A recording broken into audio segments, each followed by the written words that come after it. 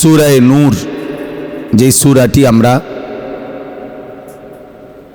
আপনাদের সামনে মা বোনদের জন্যে তেলাওয়াত করেছি। 2টা আয়াত, কোরআনুল কারীমের 18 নম্বর পারা 24 নম্বর সূরা। সূরাটির নাম সূরা নূর। এই সূরার প্রথম 2 আয়াত আমি তেলাওয়াত করেছি। কোরআনুল কারীমের অত্যন্ত গুরুত্বপূর্ণ একটি সূরা, সূরা নূর। এই সূরার তাফসীরের মধ্যে আছে রাসূলুল্লাহ সাল্লাল্লাহু আলাইহি ওয়াসাল্লাম হাদিসে ইরশাদ করেছেন, তোমরা তোমাদের পুরুষদেরকে সূরা মায়েদা, কোরআনুল কারীমের শুরুর দিকের একটি সূরা, 5 নম্বর সূরা, এই সূরাটি শেখাও। আর তোমরা তোমাদের নারীদেরকে সূরা নূর, এই সূরাটি শেখাও। আল্লিমু রিজালাকুম সূরাতাল মাইদা ওয়া আল্লিমু নিসাআকুম সূরাতান নূর। সূরা মায়েদা কোরআনুল কারীমের 5ম সূরা, আর এটা হলো 24 নম্বর সূরা। সূরা মায়েদার বিশেষ বৈশিষ্ট্য হলো ইসলামী শরীয়তের শেষ আহকামগুলো সূরা মায়েদায়, অর্থাৎ রাসূলুল্লাহ সাল্লাল্লাহু আলাইহি ওয়াসাল্লামের 23 বছরের হায়াতে আল্লাহ তাআলা কিছু কিছু শরীয়তের বিধান পরিবর্তন করেছেন। পূর্বের বিধান থেকে নতুন বিধান দিয়েছেন।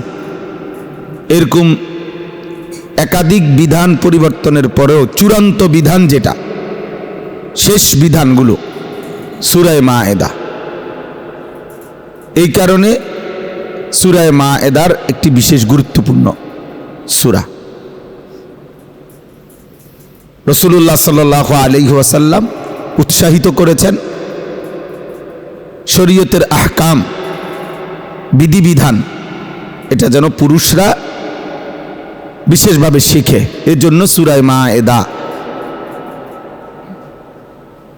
শিখতে বলছেন, পড়তে বলছেন, বুঝতে বলছেন। আর এই সূরাটার নাম হলো সূরা নূর। কোরআনুল কারীমের এই সূরাটিতে মূলত একটি পরিবার কিভাবে আলোকিত হবে, একটি ঘর, একটি পরিবার,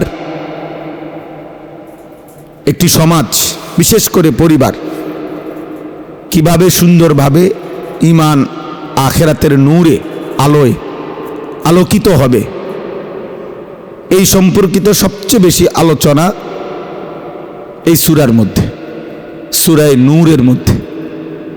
সূরাটির নামও নূর, অর্থাৎ একটি ঘর আলোকিত করা, একটি পরিবার আলোকিত করা।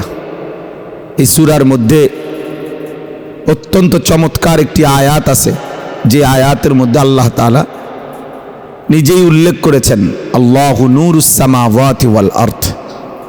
আল্লাহ তাআলাই হচ্ছেন আসমান ও জমিনের সব কিছুকে আলো দানকারী, আলোকিত করে থাকেন।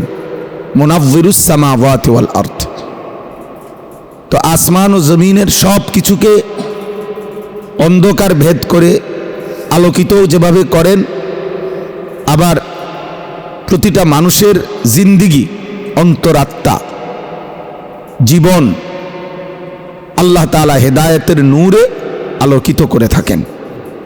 এর জন্য সূরা নূরের মধ্যে এই আলোকিত ঘর, আলোকিত জীবন, আলোকিত পরিবার, এক কথায় এর চমৎকার দিক নির্দেশনা আল্লাহ তাআলা উল্লেখ করেছেন। আর একটি ঘরের ক্ষেত্রে, একটি পরিবারের ক্ষেত্রে, ঘর বলতে, পরিবার বলতে সেখানে বিশেষভাবে অবস্থান করে যারা, তারা হচ্ছে নারীগণ। নারীর মূল অবস্থান স্থল ঘর। ওয়াকারনা ফি বুয়ুতিকুন্না, আল্লাহ তাআলা নারীদের জন্য বন্টনই করেছেন এভাবে যে তোমরা ঘরে অবস্থান করো। পুরুষকে বলছেন ফান্তাশিরু ফিল আরদ, তোমরা জমিনে ছড়িয়ে পড়ো। ওয়াবতাগু মিন ফাদলিল্লাহ, রিজিক তালাশ করো। তাহলে পুরুষকে বলছেন বাহিরের পৃথিবী সামলাও, নারীদেরকে বলছেন ঘরের পৃথিবী সামলাও। তাহলে কি সমন্বয় হবে? একজন ঘর দেখো, আরেকজন বাহির দেখো, তাহলে উভয় অংশের কাজ সুন্দরভাবে সমান্তরালভাবে চলবে। এই জন্য নারী যেহেতু ঘরে অবস্থান করা তার মূল জিন্দিগি, এটা বন্দিও না, আবদ্ধও না, বরং এটাই তার জীবনের স্বাভাবিকতা, এটাই আল্লাহ তাআলার বন্টন।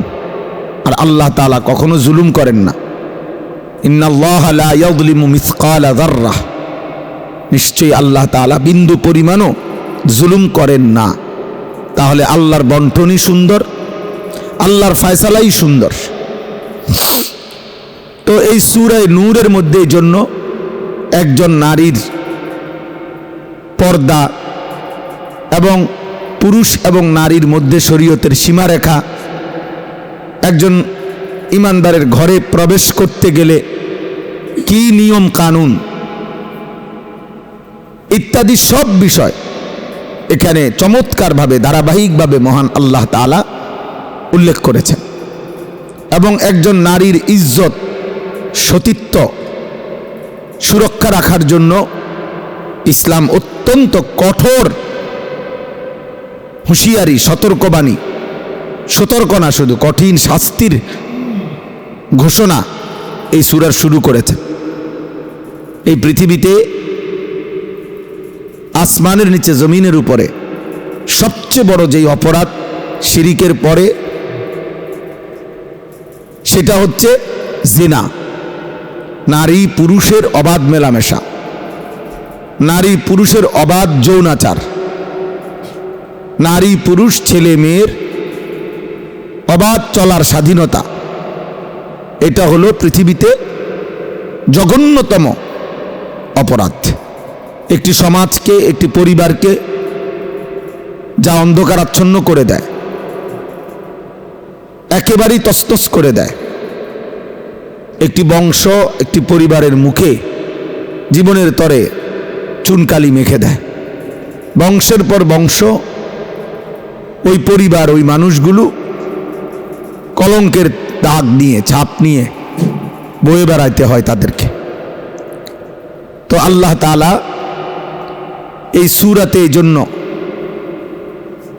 নারী পুরুষের দ্বারা সংঘটিত সবচেয়ে বড় অপরাধ যেটা পাপ, সেই জিনা, ব্যভিচার, অবাধ মেলামেশা, হারাম মেলামেশা, শরীয়ত বহির্ভূত সম্পর্ক, এর বিরুদ্ধে কঠোর শাস্তিবাণী উল্লেখ করে এই সূরার ধারাবাহিক বক্তব্য আল্লাহ শুরু করছেন। এবং শুরুতে বলে নিছেন যে হে আমার বান্দা শোনো, এটা কিন্তু একটা বিশেষ সূরা, এটা একটা বিশেষ সূরা। এই জন্য শুরুই করছেন কথাটা পুরা কোরআনুল কারীমের মধ্যে এই আঙ্গিকে আর কোনো সূরা নাই। সূরা নূরের মতো শুরুতে যে বাক্যটা একদম ভিন্ন আঙ্গিক। আল্লাহ তাআলা বলছেন সূরাতুন আনজালনাহা, এটা একটি বিশেষ সূরা যা আমি আল্লাহ তাআলা নাজিল করেছি। ওয়া ফারাদনাহা, এবং এই সূরার বক্তব্যগুলো, কথাগুলো, বিধানগুলো আমি আল্লাহই ফরজ করেছি। অর্থাৎ আমার বান্দা খামখেয়ালি করো না, এটা কোনো মেম্বার চেয়ারম্যানের আইন না, এটা কোনো দুনিয়ার কোনো প্রশাসন, ব্যক্তি বিশেষের কোনো মন গড়া মানুষের চিন্তা প্রসূত কোনো বিধান না, এগুলো আমার বিধান। আমি আল্লাহ তাআলা এই বিধানগুলো দিয়েছি, অতএব বিশেষভাবে এটা লক্ষ্য করো, খেয়াল করো। ওয়া আনজালনা ফিহা আয়াতিম বাইয়িনাত, এবং আমি আল্লাহ এই সূরার মধ্যে আমার সুস্পষ্ট আয়াতসমূহ নাজিল করেছি।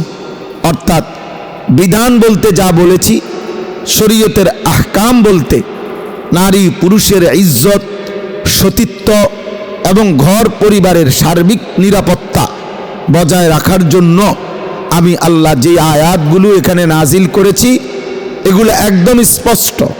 কথাটা ক্লিয়ার বুঝলাম না, বিষয়টার মধ্যে ব্যাখ্যার অবকাশ আছে, অথবা বিষয়টার মধ্যে বিশ্লেষণের দাবি রাখে, এই সমস্ত পণ্ডিতি কথা বললে হবে না। সাফ সাফ কথা আল্লাহ তাআলা বলছেন, যেখানে আমি যা বলছি, যা বিধান দিয়েছি তা একদম স্পষ্ট, একদম স্পষ্ট। ওয়া আনজালনা ফিহা আয়াতিম বাইয়িনাত, একদম স্পষ্ট বক্তব্য, অকাট্য বিধান, সুস্পষ্ট ফয়সালা। আল্লাহ তাআলা বলেন আমি নাজিল করেছি। লাআল্লাকুম তাযাক্কারুন, কেন কেন শরীয়তের এই অকাট্য বিধানগুলো স্পষ্ট বলে দিলাম, নাজিল করলাম, আমি আল্লাহই আবশ্যক করলাম, বিশেষভাবে এই সূরাটি নাজিল করলাম। আল্লাহ বলেন সবটার উদ্দেশ্য লাআল্লাকুম তাযাক্কারুন, যেন তোমরা উপদেশ গ্রহণ করতে পারো, যেন তোমরা উপদেশ গ্রহণ করতে পারো, নিজের জীবনের জন্য সতর্কতা নিতে পারো, নিজের জীবনের জন্য পাথেয় সংগ্রহ করতে পারো। এই জন্য আমি আল্লাহ তাআলা পরিষ্কার করে স্পষ্ট করে আমি আমার কথা বলে দিয়েছি। কোরআনুল কারীমের মধ্যে এই একটা কথা বারবার আছে, আল্লাহ তাআলা অনেকবার এই কথাটা বলছে, কাযালিকা ইউবাইয়িনুল্লাহু আয়াতিহি লিন্নাস। আল্লাহ তাআলা বারবার এভাবে বলছেন বিভিন্ন শব্দে যে আমি আমার কথা, আমার আয়াত, আমার বিধান, আমার আহকাম একদম সুস্পষ্ট করে বলেছি। অর্থাৎ কোনো রকমের রাগ ঢাক, জোড়া তালি, ফাঁক ফুক বলতে কিচ্ছু নাই। সাফ বক্তব্য, স্পষ্ট বক্তব্য, ক্লিয়ার কাট কথা। এজন্য ইসলামের চাইতে পরিষ্কার, বাস্তবসম্মত, অকাট্য বিধান আর কোথাও নাই, আর কারো কাছে নাই, আর কারো কাছে নাই। যদিও এই কোনো নাস্তিক, কোনো মুরতাদ, কোনো আল্লাহদ্রোহী দুশ্মন মানতে কষ্ট হোক, অথবা তারা মাঝে মাঝে কিছু ফুঁসফাঁস করতে চায়, কিছু কথাবার্তার উপরে আপত্তি পেশ করতে চায়, অথচ পৃথিবীর কোনো নিকৃষ্ট বেঈমান, মুশরিক, মুনাফিক, মুরতাদ কেউই কোরআনুল কারীমের কোনো শব্দ, আয়াত, কোনো কথার উপরে এক বিন্দু বৈসাদৃশ্য অথবা বাস্তবতা বিবর্জিত এরকম প্রমাণ করার ধৃষ্টতা আসলেই কারো নাই। কারণ 1450 বছর ধরে আল্লাহর এই কালাম অকাট্য, সুস্পষ্ট, বাস্তবধর্মী এবং যুগ চাহিদা, পরিবেশ পরিস্থিতির সাথে চির আধুনিক। এই জন্য আমরা আল্লাহ তাআলার এই কথা মা বোনদের কাছেও, আপনাদের কাছেও আমার প্রথম বক্তব্য এইটা, প্রিয় মা বোন প্রত্যেকেই আগে তো কলিজা দিয়ে সিদ্ধান্ত নিতে হবে আসলে আল্লাহকে মানবেন কিনা। আল্লাহকে মানলে কোনো প্রশ্ন আর থাকে না। আর আল্লাহকে যদি আপনার দিলের মধ্যে, মুখে বুঝাইতেছেন না আর কি, কিন্তু দিলের মধ্যে যদি থাকে যে আল্লাহর বিধান মানতে আমি কষ্ট, আমি মানব না, তাইলে বহুত নয় ছয়, বহুত ছল ছাতুরি, বহুত কিছু বলা যায়। আর আল্লাহর বিধান যদি কেউ মানার কলিজা দিয়া সিদ্ধান্ত নেয়, তো দিন মানা, দিনের উপরে চলা তার জন্য সহজ। বিষয়টা একদম স্বাভাবিক, এটা খুব কঠিন কিছুই না, কোনো সমস্যা নাই। কোনো না কোনো একটা নিয়ম, কোনো না কোনো একটা সিস্টেম, কোনো না কোনো একটা পদ্ধতি তো মানুষ মানতেই হয়, কোনো না কোনো একটা পদ্ধতি তো মানতেই হয়। তো সেই পদ্ধতিটা আল্লাহটা মানি, যেহেতু আমাকে মানতেই হবে কিছু না কিছু। কোনো মানুষ তো আর নিজে নিজে চলে না। এই সমাজ, এই এলাকা, এই দেশ, এই পরিবেশ, কিছু না কিছু মানুষ অনুসরণ করতে হয়। যে আমাদের দেশে এটা চলে, আমগো এলাকার মধ্যে এই সিস্টেম, আমাগো গ্রামের মধ্যে এই পদ্ধতি, এরকম। কারণ আমরা জিজ্ঞাসা করি স্বাভাবিক দুনিয়াবি অনেক কথাবার্তার ক্ষেত্রে, আমাদের আপনাদের দেশে এটা কি বলে, আপনারা এটা কিভাবে করেন, তাহলে বুঝাই গেল মানুষ মাত্রই নিজেরা হইল কিছু নিয়ম কানুন পদ্ধতি বানায় নেয়, তৈরি করে নেয়। তো তাহলে সেখানে নিজের বানানো অথবা 2-4-10 জন সমাজপতি, সমাজের কোনো মাতবর সর্দার অথবা সমাজের কোনো মানুষ প্রভাবশালী, এই সমস্ত ব্যক্তিদের বানোয়াটি, মন গড়া, স্বার্থপ্রসূত তাদের চিন্তা সিদ্ধান্ত মানার চাইতে যিনি ইয়ালামু মা বাইনা আইদিহিম ওয়া মা খালফাহুম, যিনি আগত কিয়ামত পর্যন্ত কি হবে তাও জানেন, পিছনের আদম আলাইহিস সালামের সৃষ্টির আগেও কি ছিল তাও যিনি পূর্ণ জানেন, পৃথিবীর প্রতিটা মানুষ, প্রতিটা সমাজ, প্রতিটা পরিবেশ, প্রত্যেকটা সেকেন্ডের গতিবিধি যেই মহান আল্লাহ নিয়ন্ত্রণ করেন, তো তিনি স্পষ্ট, সঠিক এবং বাস্তবসম্মত বিধান তার চাইতে অধিক উত্তম কে দিতে পারবে? কেউ পারবে না। অতএব শ্রদ্ধেয়া মা বোনেরা, এই বাস্তবতা মানলে পর্দা, আপনার ইজ্জতের হেফাজত, সতীত্বের হেফাজত সহজ, এটা সহজ। এই জন্য এই বিষয়টা আগে গুরুত্বপূর্ণ। আসলে আমরা যত কথাই বলি, যত ওয়াজে করি, যত উপদেশ, যত নসিহত, সুর দিলাম, টান দিলাম, চিৎকার দিলাম, হুঙ্কার দিলাম, আওয়াজ দিলাম, কাইন্দা দিলাম, যাই করলাম, আপনি যদি বলেন যে আমি মানতাম না, তো আর আমি কন্যাইলেই কি আর চিৎকার করলেই কি? কোনো লোক যদি সিদ্ধান্ত নেয়, তো আপনি মনে করেন 1 ঘন্টা তারা আমি বুঝাইবার পর তার তো আগের থেকেই সিদ্ধান্ত, তো সে আমি বললাম বুঝছেন না, বুঝছি না, তো সুন্দর কথা।